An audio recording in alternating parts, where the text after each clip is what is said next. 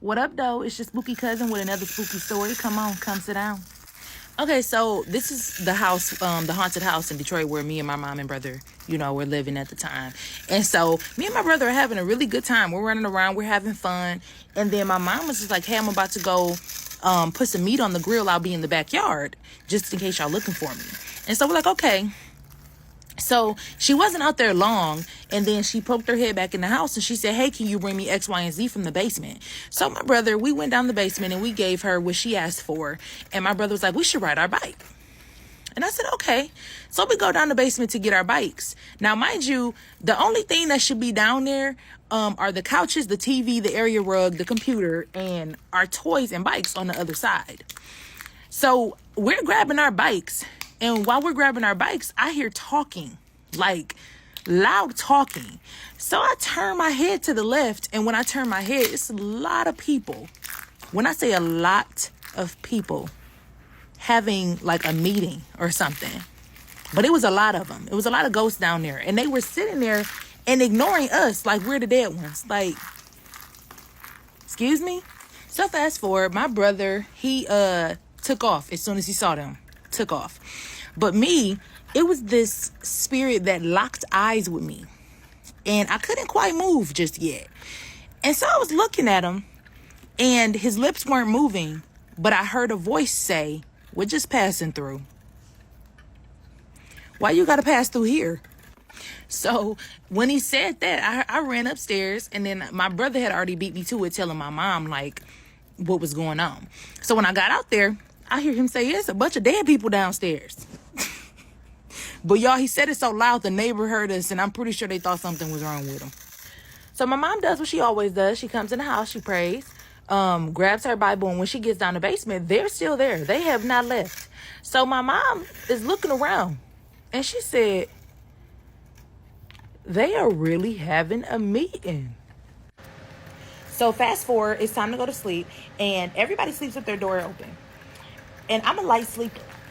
So my brother was walking past my room, and he used to sleepwalk a lot. And it actually used to be so bad that my mom used to have to sleep in the living room. And my dad would do the same and stuff when we would go to his house, my stepdad.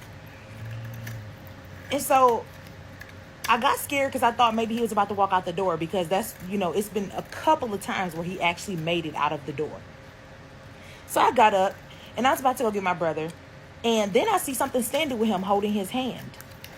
So, of course, I'm about to interject. But before I even had a chance to, the man that was down the basement appeared. The one that said we were just passing through.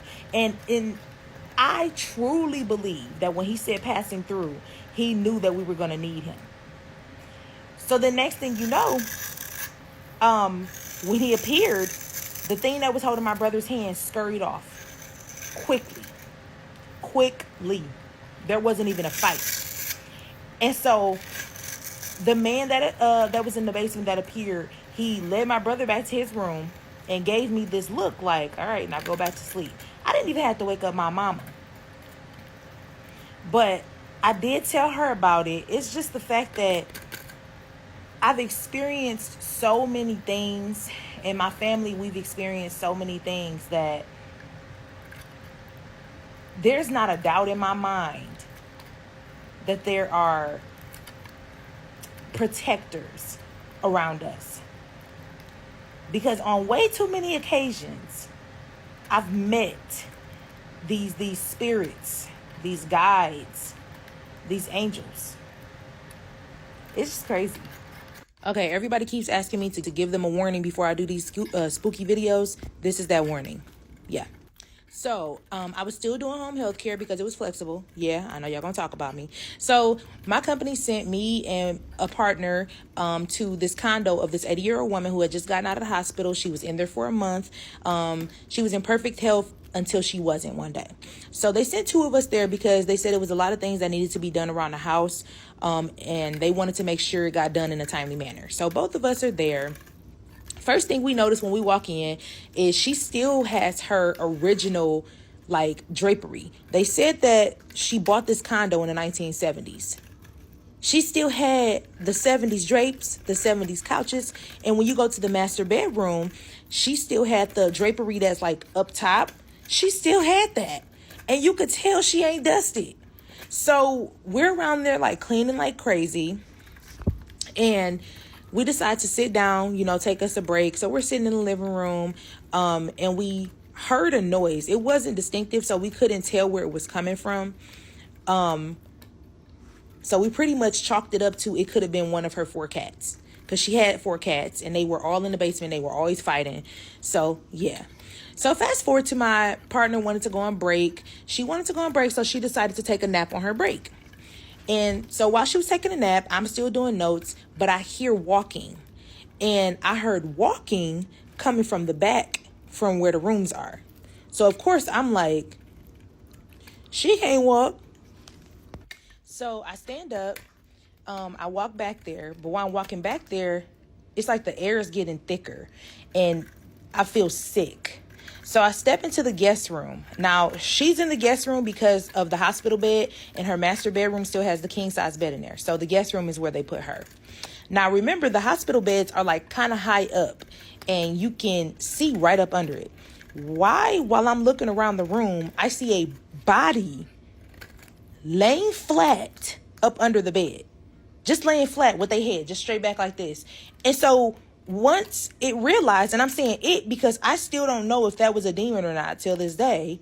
Once it realized that I could see it, it looked over towards me and let out this huge laugh, ran past me. I like jumped out the way because I do not want that thing running into me, bumping into me, nothing. Ran past me and ran into the master bedroom. And when I ran in there and looked, it was crawling up under her king bed. Like, what? So after I saw that the thing or it crawled up under her king bed in her master bedroom, I ran out there and I told homegirl, like, hey, we need to pray around this house. Now, I felt more comfortable telling her certain stuff because she believed. And she wasn't a seer, but she definitely didn't mind praying. Okay, so I went to go get her and I grabbed my Bible because remember, I always travel with my Bible, took my Bible out my bag. We went back there to the master room and we started praying. And while we're doing that, it kicked its feet out from underneath the bed, kicking it. Like, I guess joking around. I don't know what it was doing. But when it did that, why, my friend, I said, I'm about to disown you because she walks over there talking about something. I'm about to look under it. No, you not. You ain't finna look under nothing. Let's go to the living room now until it's time to go. So once me and her go back to the living area, she was like, girl, I just, I'm curious. I just wanted to see for myself. No, you don't. You don't want to see nothing for yourself. So she was like, I'm going to go look. Oh, okay. And you going by yourself?